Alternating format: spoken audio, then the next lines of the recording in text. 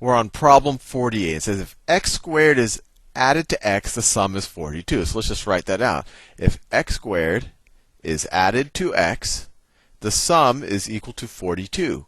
Which of the following could be the value of x? So essentially, they just want us to solve this equation. So the easiest way to do it is to write it as a quadratic equaling 0 and then factoring it. So we could write this as x squared plus x minus 42 is equal to 0.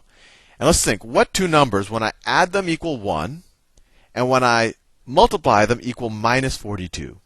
And the fact that when I multiply them equals minus 42 tells me that one of them has to be positive and one of them has to be negative. That's the only way that you're going to, when you multiply two numbers, you're going to have a negative number. So one of them has to be positive, one of them has to be negative. And so when we're adding a positive and a negative, you're really finding the difference between the two. So the difference between the two numbers has to be 1, and the product has to be 42. And I don't know, when I see 42, I immediately think, oh, 6 and 7. 6 times 7 is 42. And since when you add them, you get a positive one, 7 is probably the positive one, and minus 6 or 6 is probably the negative one. So let's try it out. X plus 7 times x minus 6 equal to 0. And right, 7 times minus 6 is minus 42. And then 7, it's really 7x plus minus 6x is equal to positive x. Or you could think 7 plus minus 6 is equal to the coefficient on x, which is 1. But anyway, that works. And you can multiply this out and try it out.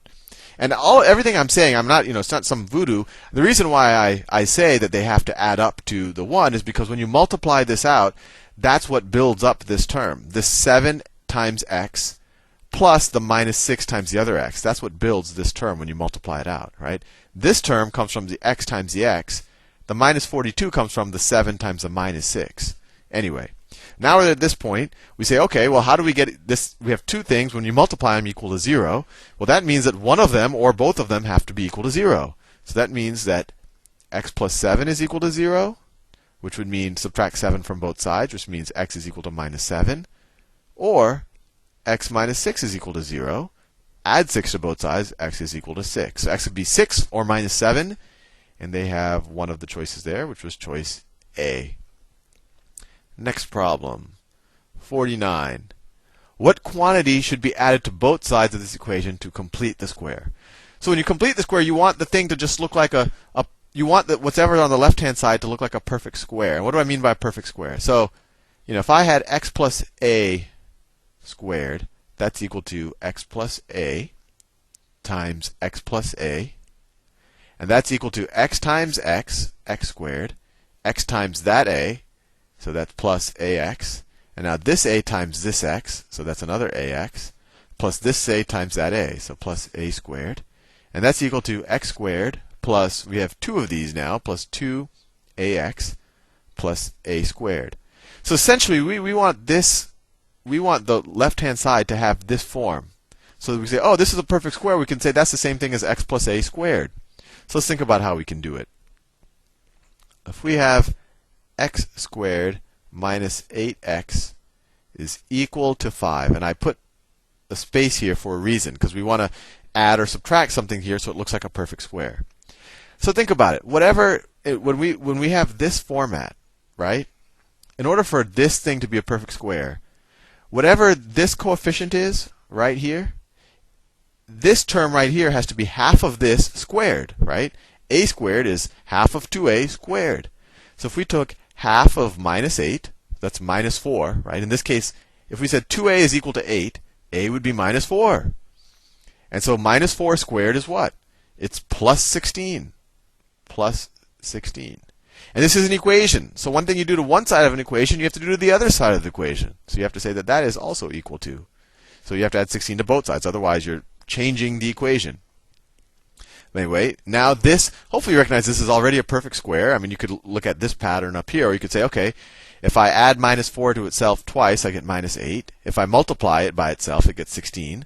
So this is x minus 4 squared, and that's equal to 25. And actually, just so if you're curious, and we did this in the Khan Academy, we did a couple of videos on this. This is how you prove the quadratic equation. You essentially complete the square with, arbitrary numbers a, b, and c, and you get the quadratic equation. And it's not, we show it in 10 minutes, so it's not this, impossibly hard thing to understand. But if you had to, they just want to know what do you add to both sides of this equation, right? What quantity should be added to both sides of this equation to complete the square? So the answer to this one was 16. But they just as equally could have said, solve it by completing the square. And you say, oh, x minus 4 squared is equal to 25. So x minus 4 is equal to plus or minus 5. And then you could say x is equal to plus or minus 5 plus 4. And then you could say, okay, which is 4 plus positive 5 is 9. 4 plus minus 5 is, or minus 1. Anyway, they didn't ask us that, so we don't have to spend too much time thinking about it. Let's see. We're on problem 50. Let me see. Problem 50. I'll copy and paste 50 and 51. 50 and 51. All right.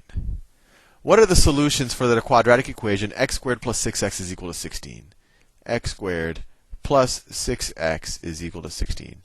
And the temptation here is really to kind of try to solve it the way you do a linear equation. I don't know, factor out an x and I don't know, do whatever else. But the important thing to recognize is this is a quadratic equation. And the easiest way to solve it is to put all the terms on one side and then get a 0 on the other side. And then either factor it or use the actual quadratic equation. Or complete the square, whatever you need to do. So let's subtract 16 from both sides.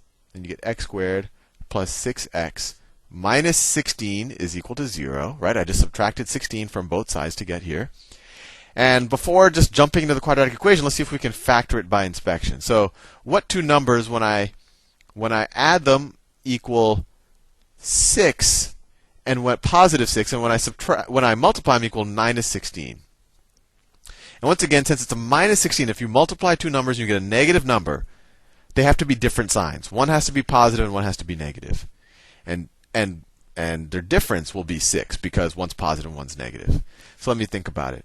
So if I had 8 and 2 is equal to 16, and they're 6 apart. So if I did plus 8 and minus 2, right, plus 8 minus 2 is positive 6. So it's x plus 8 times x minus 2. And that really just takes a lot of practice. You say, okay, what two numbers? 16. Okay, 8 and 2. Well, they're going to have to be different signs. So, but I have a positive one here. So whichever number is larger is probably going to be the positive one. So positive 8 minus 2. Yeah, when you add them up, they equal minus 6. Yeah, it works. So you get that equal to 0. And you say, okay, this has to be equal to 0, or that has to be equal to 0. So x is either equal to minus 8, right? If you say x plus 8 is equal to 0, then subtract 8 from both sides, you get x is equal to minus 8. I shouldn't have skipped that step, but I'll do the step here. Or you could say x minus 2 is equal to 0. Add 2 to both sides, you get x is equal to 2. What x makes this term equal 0? And you can look at it from inspection. So x could either be minus 8 or 2. And that is choice C. Problem 51. Leanne correctly solved the equation x squared plus 4x equals 6 by completing the square. Which equation is part of her solution? Okay, so same thing. We just have to x squared plus 4x. And when you complete the square, you're going to add something here. So I'm going to leave a little blank. Is equal to 6. So what could I add here that makes this expression look like a perfect square? Well, we could go to the pattern that we did a couple of problems ago. Whatever's here should be the square of half of this. So 4, well, half of that is 2. 2 squared is 4. So I should add 4 to that side. If I add 4 to that side, I have to add 4 to this side as well. And now this 2 plus 2 is equal to 4. 2 times 2 is equal to 4. So this is x plus 2 squared.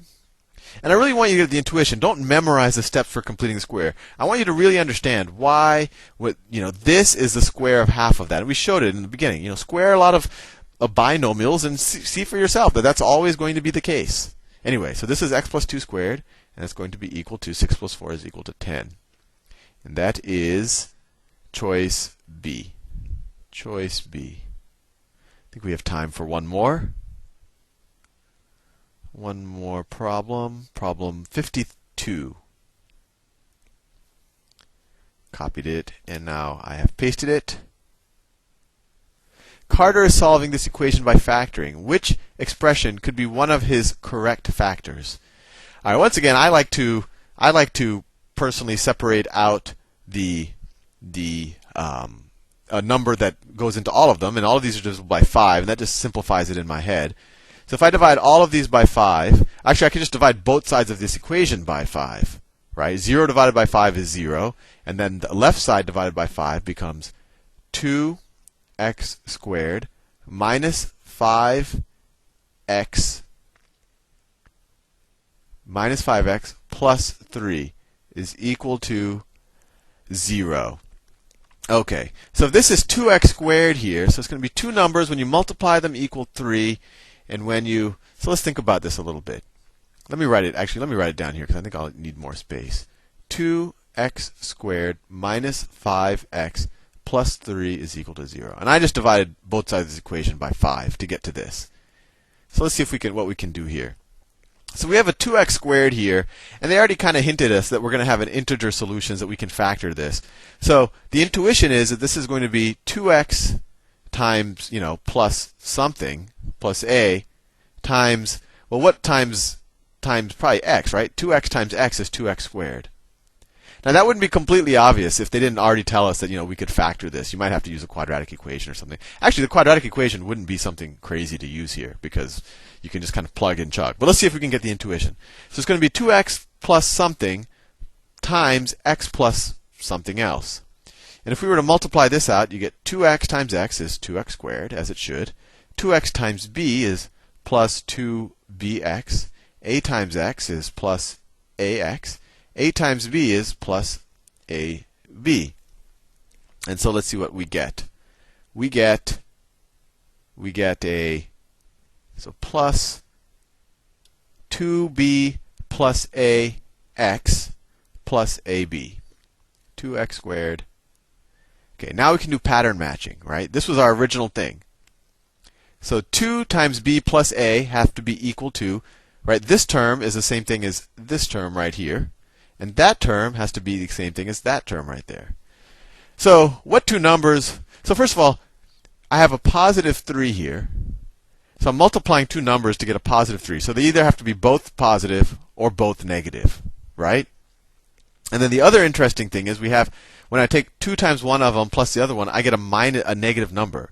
So the only way when you're dealing with negative numbers, and when you just multiply it times a positive and add them to each other, you get another negative number, is if they're both negative, right?